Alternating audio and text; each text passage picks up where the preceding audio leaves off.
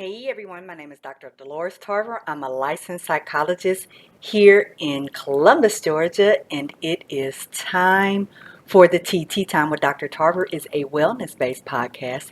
It is not intended to be a substitute for a relationship with a licensed mental health provider. Welcome to the second week in February. Today is February 14th, which is known for being a day where people celebrate loving relationships. Last week, I gave you some quick tips about how to manage yourself on today in the event that possibly you had recently experienced a breakup, or maybe you're divorced or separated going into this season. And talking to you about that your worth is not tied to your relationship status. We also discuss ways to manage approaching relationships that may have just started without putting pressure on yourself about today. We discuss being able to celebrate loving relationships, even if you are not having a lot of financial stability right now or things are a little tight right now, and how to be supportive for people who are in abusive relationships.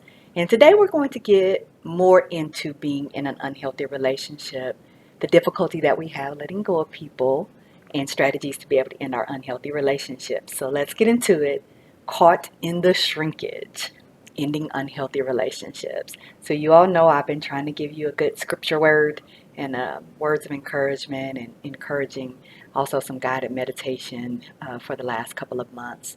So your scripture today is one that's pretty well known, 1 Corinthians 13, verses 4 through 7. And again, you know I love that NIV. Love is patient. Love is kind. It does not envy. It does not boast. It is not proud. It does not dishonor others. It is not self-seeking. It is not easily angered. It keeps no record of wrongs. Love does not delight in evil, but rejoices with the truth. It always protects, always trusts, always hopes, always perseveres.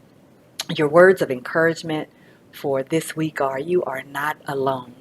You are loved and deserve to be treated in loving, supportive, and encouraging ways. And I'm going to continue to focus on that self-love meditation. So if you just look up, I like to get on YouTube. There's a lot of good ones on YouTube. Looking at meditations for self-love, there are a lot of opportunities for you to be able to find some things that will resonate with you this month about how you deserve to treat yourself, and also how you deserve to be treated by others. So this episode today is dedicated to anyone that holds people they love accountable. So that's the homies, the homettes, your mentors, advisors, the prophets, the pastors, the teachers, the leaders, the healthy influences. These are your people who say to you, you deserve to be treated in loving and kind ways. And when you're not treating yourself in that way, or when you're not allowing others to treat you in that way, they have a conversation with you about it because they want you to be well. So this title for today came from one of my favorite licensed professional counselors, Ebony Young, who I am going to give the credit of coining the term the shrinkage. And I know you are thinking to yourself, what does that mean?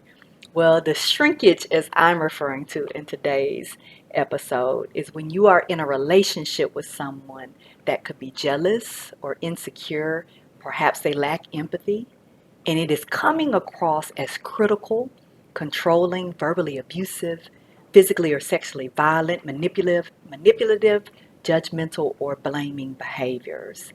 And so what happens when we're treated in these ways is, you guessed it, we begin to shrink. And so we start losing ourselves in those relationships and find we have not nurtured anything outside of this relationship with this person. There are a lot of reasons why we tend to lose ourselves in relationships in general, especially when we first get involved in a relationship, or we haven't been in a relationship in a long while, and so we just put everything into it. We're so excited about being in a relationship. We sometimes are fearful that we might upset a person, particularly a person who is abusive in any kind of way or critical.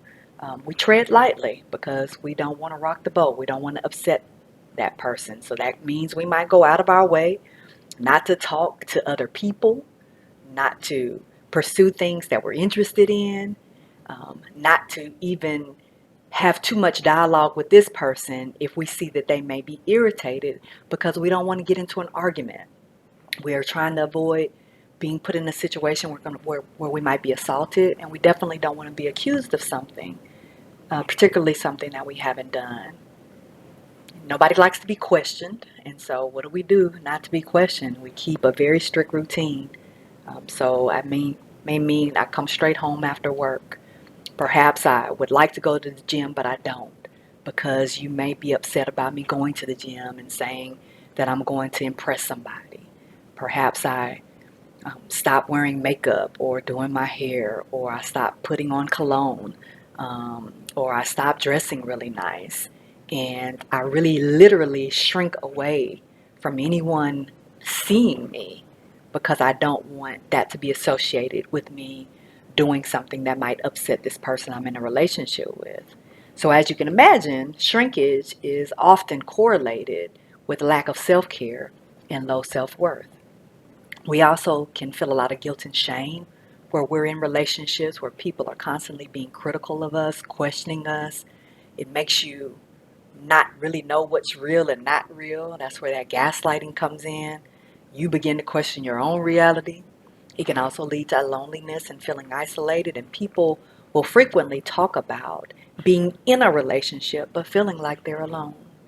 And it also can lead to self-harm behaviors. Sometimes we are just so numb we want to feel things, but sometimes we want to escape because what we're feeling feels awful. And one of the other side effects of shrinkage is we tend to normalize these unhealthy patterns in relationships. And we think that this is actually what a relationship should entail, particularly when we have grown up already seeing these unhealthy behaviors and relationship patterns with people in our families or with our friends. And so we don't even recognize that there are flags because we think, okay, well, when I love a person, I mean, I love them unconditionally. I'm supposed to accept all of this. Nobody's perfect. And so they're just upset, and I need to do my part to support them, even if it means losing me in the process. So, what does a healthy relationship look like? So, if those are the flags, what is healthy? Well, the components of healthy relationships haven't changed much over the generations. Open, direct, assertive communication. And there is a difference between being assertive and being aggressive. And we think that just because I want to say it, that means I get to say it however I want to and not think about how it comes across. And that's where that lack of empathy or difficulty being able to express oneself in a healthy way can come into play. I can say something to you about how it made me feel or how I would like for you to do something different, and I don't have to call you out of your name. I don't have to yell at you. I don't have to hit or punch anything. I don't have to break anything in order for me to communicate how I feel, what I'd like to see happen, and us work together on being able to address some things in our relationship. Right? So these are the healthy expression of feelings, being able to problem solve in constructive ways. Those are components of healthy, loving relationships. Trust and honesty are huge, and I know a lot of times we say those things and there feels like there's always a caveat. Well, I didn't want to tell you that because I didn't want to hurt your feelings or you couldn't handle the truth. Is something I frequently hear people say. But really what we do is we typically will do behaviors that protect us. So if we're uncomfortable, we don't really want to address something, then we will do what we call lies by omission. So I'm telling you some information, but I'm not telling you all the information. And so whether it's a half truth or not, it's still a whole lie. And so we want to live in that space of being able to be honest with people. I may be feeling concerned about something in the relationship. The relationship may have components that I want to address and work on. And I need to be able to trust that you're a safe space for me to talk to about that you're going to be able to hear me. These are also healthy relationship dynamics that I'm talking about, that you won't be waiting just to rebut what I say or come back with telling me how what I'm feeling is inaccurate, but simply that you'll hear me and that you'll acknowledge any mistakes that you've made and that you're willing to take the steps to make appropriate changes. And that means we need to be open to being able to grow, and that does include therapy. One of the flags for an unhealthy relationship is someone being unwilling to go to therapy. There's nothing wrong with me, you the problem. I ain't going telling them my business. And what can they tell you that I can't tell you? These are ways that we often utilize to keep a person controlled, to be able to ensure that what we're saying becomes their truth, whether it's accurate or not. But a healthy relationship makes space for growth. We don't know how to do everything. We won't be perfect. We're going to make mistakes. And it is important for us to not only recognize those mistakes, but also if there is something that I didn't address from early on in my life before we even got together that is showing up in this relationship that I need to be able to address. I've got patterns, we all do. And so I need to be able to address those patterns if I'm going to be able to move forward in a healthy way. And that means I need to be with people who are going to be supportive and encouraging of growth, supportive and encouraging of me walking in my purpose, supportive and encouraging for me to do things that maybe I've put off and I want to get out of the fear of doing and actually try. So it is important that we have someone who can recognize that you doing other things is healthy, that you having a variety of interests and activities is something that gives you meaning and purpose, but also allows you to have balance in relationships. We don't ever want to be in situations where we're the only thing that we're doing is being in this relationship. We don't have any goals that we're working on outside of this relationship. We don't have any friends outside of this relationship. We don't have any interests outside of this relationship. That puts a lot of pressure on the relationship and can lead to dependency, and also where some of that jealousy can come into place. Because what happens when, hey, I'm not interested anymore in the same way in you because all I've done is be with you and not explore anything else, that is going to lead to boredom at some point. So it's important for us to have a variety of interests. And no, that doesn't mean that you need to have multiple partners. If that's not something that was dictated, that goes back to the truth and the honesty piece. So if we're in this committed monogamous relationship, then that is not a license because you get bored to go out and entertain yourself with other people. But it may be that either we're stagnant and we're not growing in our relationship, and or we're stagnant because we're not doing anything to nurture our interests and our creativity and our goals and our purpose outside of this relationship. A healthy relationship is free of abuse. That is a non-negotiable. There is, again, no reason for someone to be putting their hands on you or you to be putting your hands on them or to be talking to them in ways that would be disrespectful. And I know that a lot of times people say, well, I'm just cursing. I'm not cursing at you. But you're creating a climate and an environment that feels very hostile.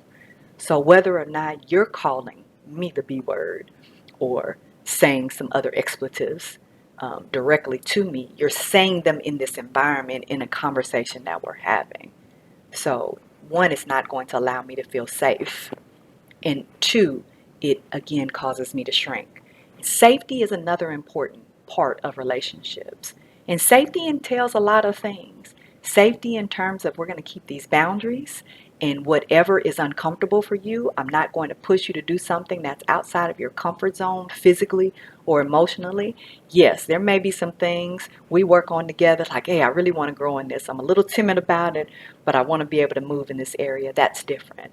But if you directly tell me that something causes you to feel unsafe, it's triggering for you because of some past trauma, and that's something that I'm not going to do. I'm not going to put you in a situation where I'm going to recapitulate your trauma. That also means I'm going to keep you safe from gossip and slander.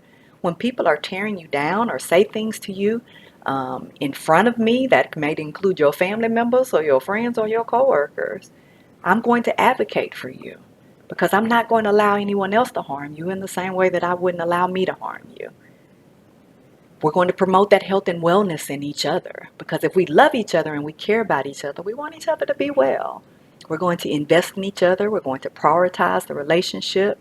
We're going to, if we need to, take full advantage of some couple retreats and do some couples classes, we'll do that because you're worth it. And I don't want you to feel like anyone else takes precedence over you. That includes my job. And that definitely can include our children. Oftentimes, we'll prioritize children in our relationships, but we won't prioritize our partners. So I'm saying to you again, you come last. Nobody wants to come last. If I say I love you, then I'm prioritizing you, and you together and I will ensure that we take care of the kids. But first, we got to make sure we're okay. If we're not okay, how are we going to take care of these children? We want to make sure that we keep interest in each other, that we're excited about each other, which means investing in our intimacy. And a lot of times people will tell me that the intimacy in their relationship has changed. And so now it doesn't feel like they're actually in a loving relationship. It feels more like they're roommates or they're good friends, but not that they're in this loving, passionate, very intimate, connected relationship. You have to put that work in if it's going to be a healthy relationship. It is not just enough to say, well, I come home every day. I heard you. You was talking to me. We were sitting in a room together. We have to, again, be willing to do that work.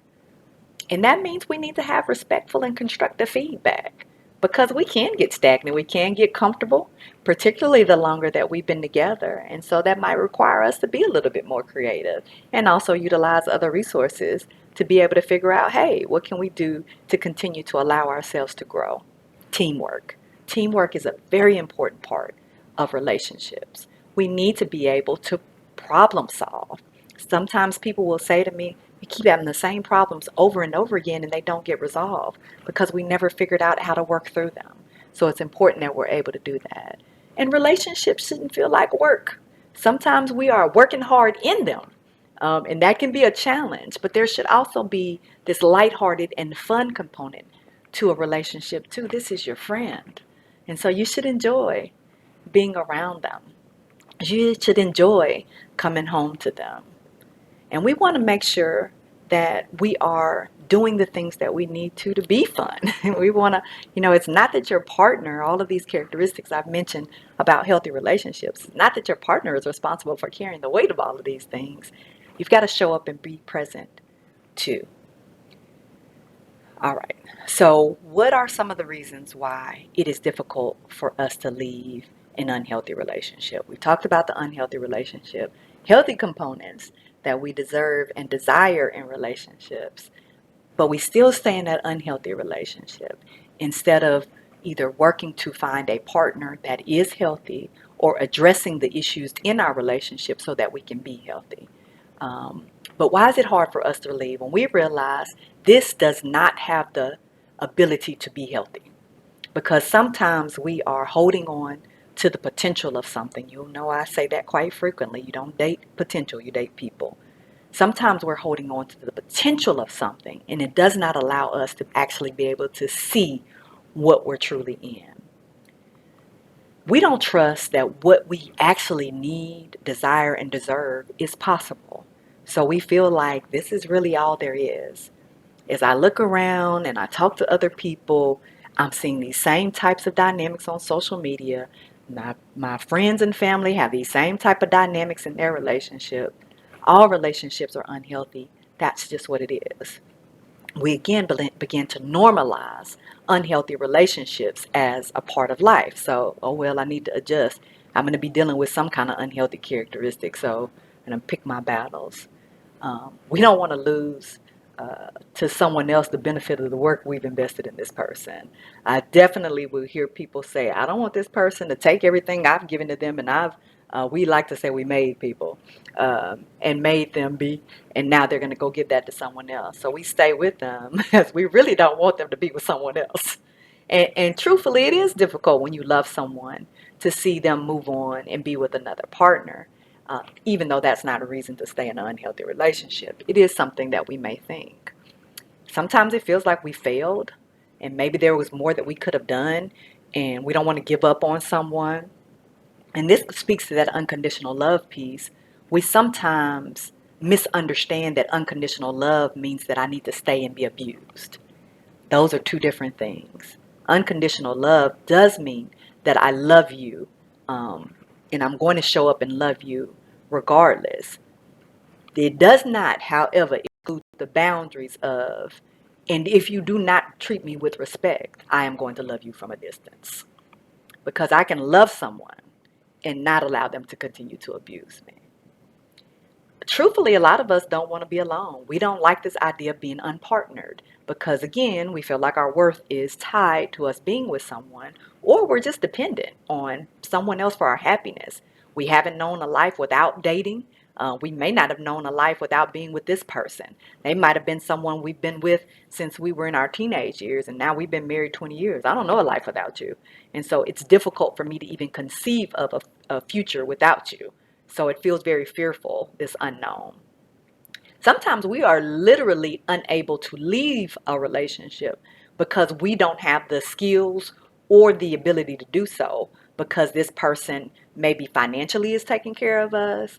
Maybe we've got some health problems or some mental health problems that we're dealing with, and this person is supporting us, and we think like literally I can't afford to live without this person. I would essentially be homeless if I wasn't with this person, which can pose a very difficult kind of conundrum, if you will, to being able to leave a relationship. We also know that when we chip away at a person's self-worth and that self-esteem takes a hit, we don't feel like we deserve to be treated in loving ways. And then sometimes we get to a point where we just feel like we're so damaged, who would want to deal with us? So that can keep us in a relationship. We do tend to over empathize with people, and we want to connect with them and understand their struggles, and we want to be able to walk with them in things. And so again, we normalize what a person is doing to us because we want to be able to connect with them like, hey, I understand life is hard and stress, and instead of us being able to recognize you can be stressed and have these difficult challenges and have grown up in these unhealthy ways, and that still doesn't give you permission to be able to do those things to me. But we are fixers. We like to fix folks. Some of us don't feel like it's a real relationship unless we trying to make somebody be something they're not. Sometimes we are waiting for the return of something we felt earlier in the relationship. Maybe it's the return of how this person used to treat me. Maybe it's the return of how this person used to look at me. Maybe it's the return of the passion we used to have and our ability to invest in each other. And so we keep thinking, well, that person will show back up, or that experience will show back up, or that feeling will show back up. Even though the reality is we haven't seen that for a very long time. And the likelihood is that that was a representative who was giving us whatever we experienced early on. But this is the actual person who we're with, and they are who is going to continue to show up. We have talked about before that sometimes when we have invested and we're intertwined, it can be very difficult to separate that out. People will say, well, we got homes together, we have children together, we have vehicles, we have a business together, and so it feels very complicated and messy to try to separate all of those things out. We feel responsible for people, and so we don't want to make any changes that could alter them in any way or be responsible for them. A lot of people will say, well, they've threatened to harm themselves if I end a relationship. I don't want to be responsible for them doing something dangerous to themselves.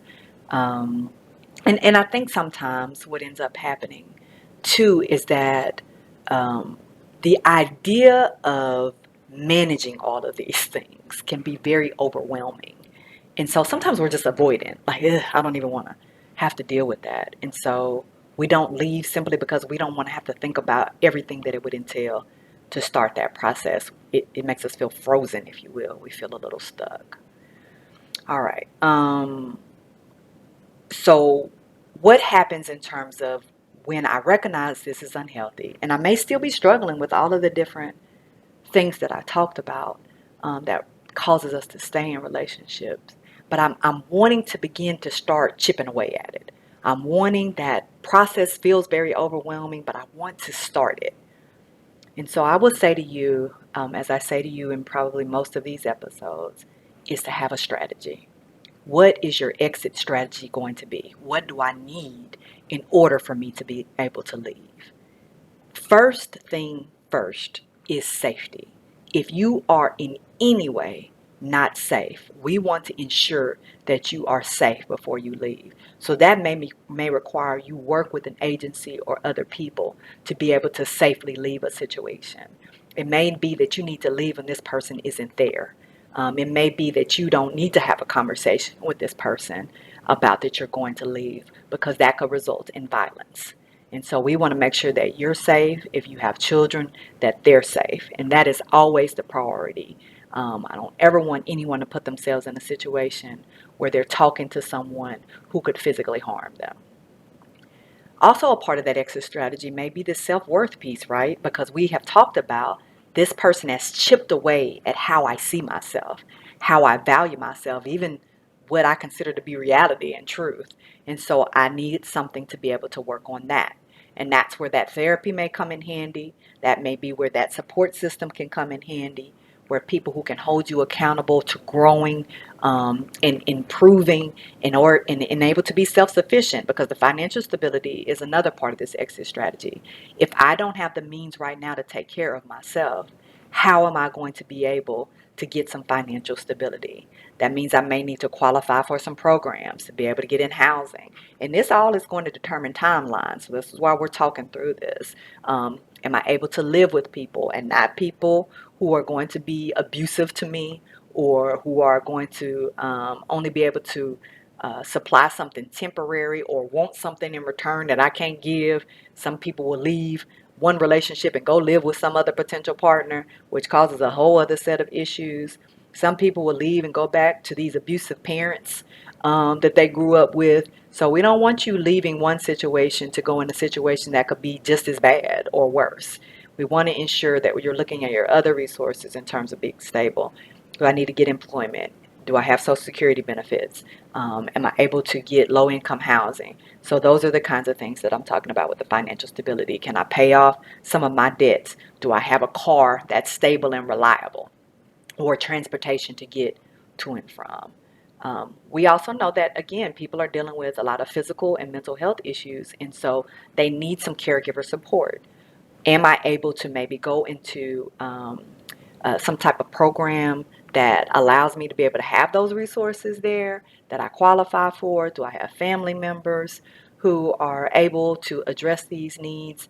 And so being able to do some research or have some people help you if you don't know what resources are out there, finding that support to be able to see what resources you have in your community, to be able to know, okay, what are my options in the event that this person can't be my caregiver? What kind of caregiver support resources are available? Um, at all times, I think it's important for us to know about any crisis support services. So where you can live, where you can get food, where you can go to get out of harm's way if you need to move quickly and you don't have the time to put all of these things into place, because again, your safety is your priority. So what are those crisis support services where I know if I left today and showed up there or called this place, that I would be able to be somewhere safe, fed and clothed for the night or for a couple of days, and then be able to figure out where to go from there. I think it's also important in any plan is to be able to have who's going to hold you accountable. So when I waffle and I go back and forth and I'm challenging these beliefs, because that has to be a part of this plan too, is what am I going to do with these thoughts that are distorted based on this experience that I've had, right? Because those questions are going to say, oh, you probably need to go back. You're not going to be able to do this. This was a bad idea. Are you sure you want to leave? Looks like this person is doing better, and maybe you just need to give them. So when those thoughts come up and you need to be able to challenge them, who is going to hold you accountable to being able to check those thoughts? And that goes to the boundary piece, because you are going to have to set boundaries whenever you leave a relationship, right? So in addition to what is my date that I want to plan for ending this relationship, having this conversation, moving out, whatever this, filing for divorce, whatever it may be, how am I going to end it? Because I want to be really clear. This is a clear, open, direct communication. Do I want to have a discussion? Do I want to have someone else there?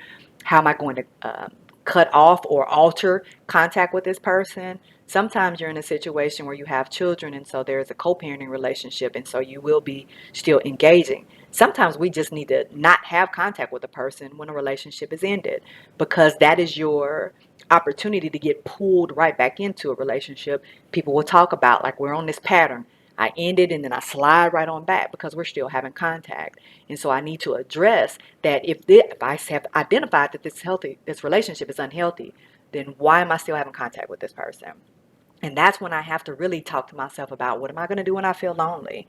or I need help instead of reaching out to this person? How am I going to change my routine? They've been such a part of my life. I don't know what to do when they're not there to be able to talk to or engage with. Even if it was unhealthy, I was used to having somebody sleeping with me every night. And so those are the boundary pieces, an important part of this plan as well. And it's also going to be very important to identify your barriers to ending this relationship, because there are going to be some. We've talked about a few, but do know this person is going to reach out to you. They're going to reach out to your family, your friends. They might show up at your job. They may show up at where you're living. They may have someone they know try to contact you or show up. You've not been without them. You're not sure if you're strong enough. You're not sure if you made the right decision. I thought it would be better without them, but it's worse. Wait, now they're all happy with someone else. I made a mistake. All of these things are going to come up. And so it's very important for you in this planning process to identify what those are so you can put plans in place to be able to deal with them. And that goes back to some of the things that we just talked about, that therapy, that accountability, really being able to write down how this person has treated you, what healthy looks like and what unhealthy looks like. And if this person is unhealthy, then again, why am I continuing this relationship? These things are much easier said than done. And so it's going to take time, which is why I put the rinse and repeat part in the plan. You're going to go through variations possibly of a cycle of leaving, coming back, or thinking about leaving and talking yourself into staying multiple times possibly before you're able to end this relationship. But I do want you to hear from me that you are worth it. Whatever time it takes for you to end this relationship, you are worth taking that time and allowing yourself to be able to move forward from something that cannot give you what you need.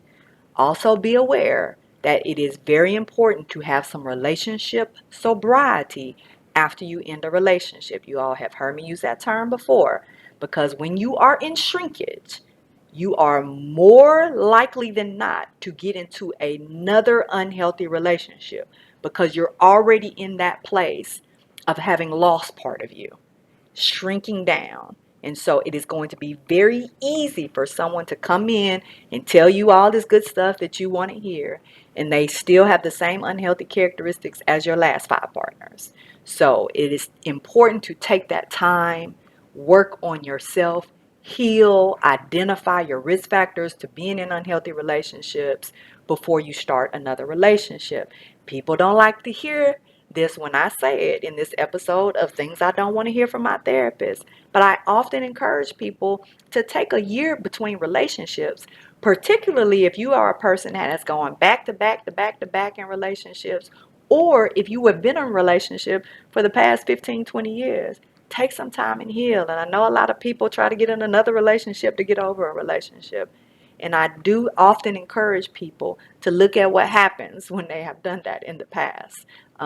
They don't usually stay in that relationship, and they find that this filler person, either they're going to outgrow this relationship because it just was meant to be a filler part-time and end up hurting someone and causing some other problems, or they're more likely to feel obligated to then continue a relationship with a person who was just meant to be a filler, and now they are in a relationship with someone again who is not healthy.